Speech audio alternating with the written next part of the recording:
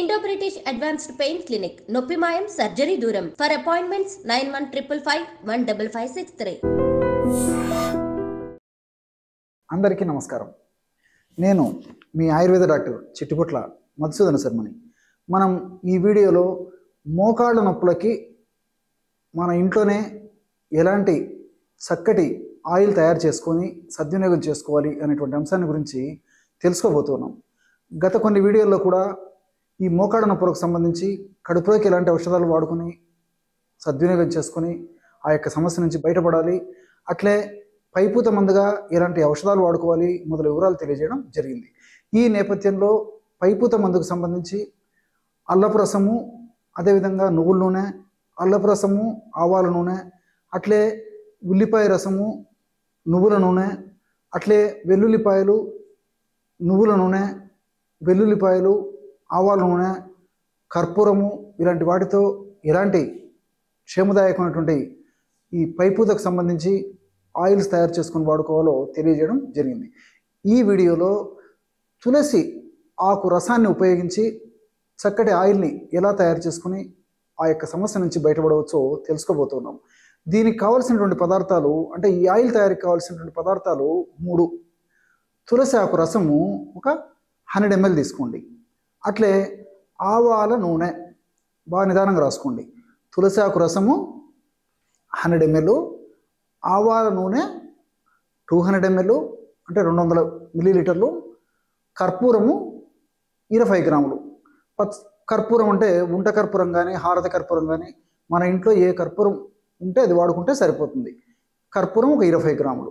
ఈ 3 పదార్థాలను మనం ఎలాగా సద్వినియోగం చేసుకుని ఆయిల్గా తయారు చేసుకోవాలంటే, మొట్టమొదట ఆవాల నూనెని ఒక పాత్రలో తీసుకుని అందులో తులసాకు రసం కలిపేసేయండి. అంటే ఆవాల నూనెని తీసుకుని ఆవాల నూనెలో తులసాకు రసం కలిపేసి పొయ్యి మీద పెట్టేసి సన్న మంట మీద తులసాకు రసం అంతా ఎగిరిపోయి ఆవాల నూనె మాత్రమే మిగిలేట్లు సన్న మంట మీద మరిగించేసారనమాట. మనకి ఎలా తెలుస్తుందంటే, ఒక స్థాయికి వెళ్ళిన తర్వాత, అంటే అది మరిగేటప్పుడు ఒక స్థాయికి వెళ్ళి ఆయిల్ తయారైనప్పుడు నురుగు రావడం మొదలవుతుంది అనమాట. అంటే శబ్దం పోయేసేసి నురుగు రావడం మొదలవుతుంది. ఎప్పుడైతే ఈ యొక్క మనం ఆ యొక్క మరిగించేటప్పుడు నురుగు రావడం మొదలవుతుందో, అంటే శబ్దం తగ్గిపోయి నురుగు రావడం మొదలవుతుందో, అప్పుడు పాత్రను క్రిందికి దించేసేసి గోరువెచ్చగా ఉన్నప్పుడు 20 గ్రామ్స్ అంటే 20 గ్రాములు కర్పూరాన్ని అందులో కలిపేసేయాలి. కర్పూరాన్ని కూడా చేతలాగా నలిపేస్తే పొడి పొడిలాగా అయిపోతుంది అనమాట. ఆ విధంగా తయారు చేసుకున్నటువంటి ఆ పౌడర్ని ఆయిల్లో కలిపేసి మూత పెట్టేసేయాలి. చల్లారిన తర్వాత ఆ యొక్క ఆయిల్ని, నూనెను వడగట్టుకొని అంటే గాజు సీసాలో నిలువ ఉంచుకొని రోజు సమస్య ఎక్కువగా ఉంటే రోజు 2 సార్లు ఈ యొక్క తైలాన్ని పైపూత మందుకి వాడుకోవచ్చు. సమస్య కొద్దిగా ఉంటే రోజు ఒక్కసారి వాడుకుంటే సరిపోతుంది.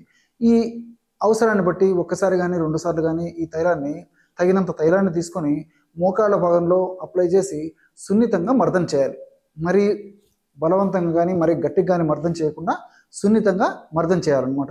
ఈ విధంగా చేయడం వల్ల చాలా సమర్థవంతంగా, శీఘ్రంగా, వెంటనే, సత్వరమే ఇందులో ఉన్నటువంటి ఔషధ గుణాలన్నీ పనిచేసి మోకాళ్ళ నొప్పులకు కారణభూతమైనటువంటి వివిధ అంశాలను నిర్వీర్యం చేసి మోకాళ్ళ నొప్పుల వల్ల కలిగేటువంటి బాధ, పోటు, సలుపు, నొప్పి, అసౌకర్యము, ఆ మోకాళ్ళ భాగంలో పట్టివేసినట్టు ఉండడము, ఇలాంటివన్నీ కూడా తగ్గిపోయేటువంటి పరిస్థితి ఏర్పడుతుంది. మనం ఆధునికంగా ఆలోచించినప్పటికీ ఈ యొక్క తులసిలో యూజినాలు, రోజ్వానిక్ యాసిడ్, ఎపిజిన్ అనేటువంటి రసాయన పదార్థాలు ఉంటాయి. ఇవన్నీ కూడా యాంటీ ఇన్ఫ్లమేటరీ ఏజెంట్గా పనిచేస్తాయి అన్నమాట. మరి ఈ మోకాళ్ళ నొప్పి అనేటువంటి సమస్య వచ్చినప్పుడు ఆ నొప్పి ప్రాంతంలో ఇన్ఫ్లమేషన్ అనేటువంటి ప్రక్రియ జరుగుతూ ఉంటుంది. ఈ ఇన్ఫ్లమేషన్ అనేటువంటి ప్రక్రియ జరిగినప్పుడే ఆ భాగంలో TNF ఆల్ఫా, సైటోకైన్స్, ఇంటర్ల్యూకిన్స్ ఇలాంటి అనేక రకాలైనటువంటి రసాయన పదార్థాలు ఉత్పత్తి అవుతుంటాయి. ఈ యొక్క రసాయన పదార్థాల యొక్క ప్రభావం చేతనే మనకి నొప్పి, పోటు, సలుపు, బాధ, ఆ భాగం అంతా వాపుగా ఉండడము, ఇలాంటివన్నీ కూడా కలుగుతుంటాయి అన్నమాట. మరి యాంటీ ఇన్ఫ్లమేటరీ ఏజెంట్గా ఉన్నటువంటి ఈ ఎపిజెన్, రోజ్వానిక్ యాసిడ్, యూజినాలు, ఈ యొక్క పదార్థాలు యాంటీ ఇన్ఫ్లమేటరీ ఏజెంట్గా పనిచేస్తాయి. కాబట్టి ఇన్ఫ్లమేషన్ ప్రక్రియను నిరోధించి ఇన్ఫ్లమేషన్ ప్రక్రియలో ఉత్పత్తి అయ్యేటువంటి ఇలాంటి హానికారకమైన రసాయన పదార్థాల యొక్క ఉత్పత్తిని తగ్గించడమే కాకుండా వాటిని కూడా నిర్వీర్యం చేసేందుకు ఈ యొక్క పదార్థాలు ఉపయోగపడతాయి. అదేవిధంగా ఈ యొక్క తులసి రసంలో ఇతర అనేక రకాల రసాయన పదార్థాలు కూడా రక్త ప్రసరణకి ఉపయోగపడతాయి. ఎప్పుడైతే మోకాళ్ళ భాగంలో రక్త ప్రసరణ సజావుగా జరుగుతుందో అప్పుడు ఆ భాగంలో పోషక పదార్థాలు బాగా అంది, ఆక్సిజన్ బాగా అంది ఆ యొక్క భాగములో ఆరోగ్య స్థితి నెలకొనేందుకు ఈ తులసి ఆకు రసంలో ఉన్నటువంటి మిగిలిన అనేక రకాల రసాయన పదార్థాలు కూడా ఉపయోగపడతాయి. అట్లే ఆవ నూనె గురించి మనం ఆలోచించినట్లయితే ఆవాలలో లేదా ఆవ నూనెలో సినిగ్రిన్ అనేటువంటి రసాయన పదార్థం ఉంది. అదేవిధంగా ఐసార్ హార్మోనిటిన్ అనేటువంటి మరొక రసాయన పదార్థం కూడా ఉంది. ఈ సినిగ్రిన్ అనేటువంటి రసాయన పదార్థం కూడా ఏంటంటే యాంటీ ఇన్ఫ్లమేటరీ ఏజెంట్గా పనిచేస్తుంది. ఇంతకుముందే చెప్పుకున్నాం కదా, ఇన్ఫ్లమేటరీ ప్రాసెస్లో ఇన్ఫ్లమేటరీ ప్రక్రియలో తయారయ్యేటువంటి పదార్థాల ఉత్పత్తి నిర్వీర్యం చేయడమే కాకుండా ఆ పదార్థాల యొక్క శక్తి నిర్వీర్యం చేసేందుకు కూడా ఈ యాంటీ ఇన్ఫ్లమేటరీ ఎఫెక్ట్ ఉన్నటువంటి సినిగ్రిన్, ఈ యొక్క ఆవాలలో ఉన్నటువంటి సినిగ్రిన్ ఉపయోగపడుతుంది. అదేవిధంగా రక్తనాళాల గోడలని సజావుగా చేసి రక్తనాళాలలో సజావుగా రక్త ప్రసారణ చేసి చక్కటి పోషకాంశాలు ఆ యొక్క మోకాళ్ళ భాగంలో అందేందుకు, మోకాళ్ళ జాయింట్లో బాగా అందేందుకు ఐసోహార్మోనిటిన్ అనేటువంటి రసాయన పదార్థం ఉపయోగపడుతుంది. ఈ విధంగా ప్రత్యక్షంగా పరోక్షంగా ఈ పదార్థాలు మోకాళ్ళ నొప్పులు తగ్గేందుకు చాలా చక్కగా ఉపకరిస్తాయి.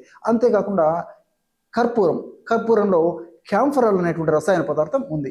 ఈ క్యాంఫరాల్ అనేటువంటి రసాయన పదార్థం కూడా నొప్పిని తగ్గించడానికి ఉపయోగపడమే కాకుండా ఈ మిగతా రెండు పదార్థాల యొక్క శక్తిని మరింత ద్విగుణీకృతం చేసి మరింత శక్తివంతంగా, మరింత శీఘ్రంగా, మరింత త్వరగా పనిచేసేందుకు ఈ కర్పూరంలో ఉన్నటువంటి క్యాంఫరాలు అదేవిధంగా ఇతర పదార్థాలు కూడా ఉపయోగపడతాయి. మరి ఈ మూడు పదార్థాలు కలిపి మనం ఔషధంగా తయారు చేసుకుని వాడుకుంటున్నాం కాబట్టి మూడు పదార్థాల యొక్క శక్తి అనంతంగా అద్భుతంగా పనిచేసి ఫలితాలు చాలా శక్తివంతంగా సమర్థవంతంగా ఉండేదానికి అవకాశం ఏర్పడుతుంది. అంతేకాకుండా ఈ యొక్క మోకాళ్ళ నొప్పులు ఉన్నప్పుడు ఆ మోకాళ్ళ భాగంలో ఉన్నటువంటి ఆ కండరాలలో ఉన్నటువంటి కణాలు దెబ్బతింటాయి. అదేవిధంగా ఎముకల్లో ఉన్నటువంటి కణాలు దెబ్బతింటాయి, కీళ్ళలో ఉన్నటువంటి కణాలు దెబ్బతింటాయి. ఈ విధంగా ఎక్కడ కణాలు దెబ్బతిన్నప్పటికీ ఆ కణాలను చైతన్యం చేసి సహజ స్థితికి తీసుకొచ్చేందుకు ఇందులో ఇప్పుడు మనం చెప్పుకున్నటువంటి ఆయిల్ చాలా చక్కగా ఉపయోగపడుతుంది. అంతేకాకుండా ఈ మోకాళ్ళ నొప్పి ఉన్నటువంటి పరిస్థితుల్లో చాలా మందిలో మోకాళ్ళు పట్టేయడం వల్ల విపరీతంగా బాధపడిపోతుంటారు. కారణం ఏంటంటే ఆ మోకాళ్ళ భాగంలో రక్త సరఫరా సరిగ్గా జరగకపోవడము, అదేవిధంగా కొన్ని ఎంజైమ్స్ సరిగ్గా ఉత్పత్తి కాకపోవడం వల్ల ఆ మోకాళ్ళ భాగంలో పట్టేసినట్లు ఉంటుందన్నమాట.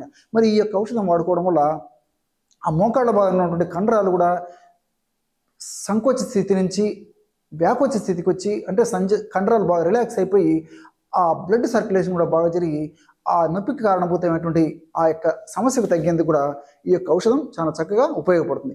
ఈ విధంగా ఈ యొక్క మూడు పదార్థాలు కలిపి మనం ఔషధంగా తయారు చేసుకుని వాడుకుంటుండడం వల్ల చాలా అద్భుతంగా పనిచేస్తుంది. అంతేకాకుండా మరి ఈ రోజుల్లో చాలా మందిలో, అంటే ప్రతి ఇంట్లో కూడా మోకాళ్ళ నొప్పులతో బాధపడేటువంటి వాళ్ళు చాలామంది రోజు రోజుకు పెరిగిపోయేటువంటి పరిస్థితి ఏర్పడుతుంది. కాబట్టి మరి మార్కెట్లో దొరికేటువంటి అత్యంత ఖరీదైనటువంటి తైలాలు వాడుకునే బదులు నేను చెప్పినట్లు ఈ విధంగా ఈ యొక్క పద్ధతిలో మనం తయారు చేసుకుని వాడుకున్నట్లయితే చాలా అద్భుతంగా పనిచేసి చాలా చక్కటి ఫలితాలు శీఘ్రంగా సమర్థవంతంగా పనిచేసేందుకు అవకాశం ఏర్పడుతుంది. మరి ఈ ఔషధం కూడా మరి 6 మాసాలు లేక 1 సంవత్సరం వరకు మాత్రమే దాని యొక్క అద్భుతమైనటువంటి పనితీరు ఉంటుందన్నమాట. తర్వాత మరలా మనం ఔషధం తయారు చేసుకోవాలంటే మరలా ఈ విధంగా ఫ్రెష్గా తయారు చేసుకుని వాడుకుంటే చాలా సంతృప్తికరమైనటువంటి ఫలితాలు కలుగుతాయి అన్నమాట. అంతేగాని ఒకటేసారి 3 సంవత్సరాలకు, 4 సంవత్సరాలకు, 2 సంవత్సరాలకు ఈ విధంగా ఎక్కువ ప్రమాణంలో తయారు చేసుకుని వాడుకోకుండా కొద్ది ప్రమాణంలో తయారు చేసుకుని వాడుకోవడం వల్ల చాలా అద్భుతమైన ఫలితాలు కలుగుతాయి. మరి ఇప్పుడు నేను చెప్పినటువంటి ఆయిల్ చాలా తక్కువ ప్రమాణంలోనే తయారు చేసుకునేటువంటి విధానం చెప్పాను కాబట్టి మరి మీకు ఎంత అవసరమైతే అంత తయారు చేసుకోండి. మ్యాక్సిమం మాత్రం ఎటువంటి పరిస్థితుల్లో 1 సంవత్సరం కంటే ఎక్కువ మాత్రం నిలువ ఉంచకుండా అది వాడుకునేదానికి ప్రయత్నం చేయండి. చూశారు కదా, ఎటువంటి సులువైనటువంటి ఔషధ యోగాన్ని ఈ మోకాళ్ళ నొప్పుల సమస్య తగ్గేందుకు మీరు ఈ వీడియోలో తెలుసుకున్నారో. మరొక వీడియోలో మరొక అంశంతో మళ్ళీ కలుద్దాం. అంతవరకు నమస్కారం. మీ చిట్టిపొట్ల.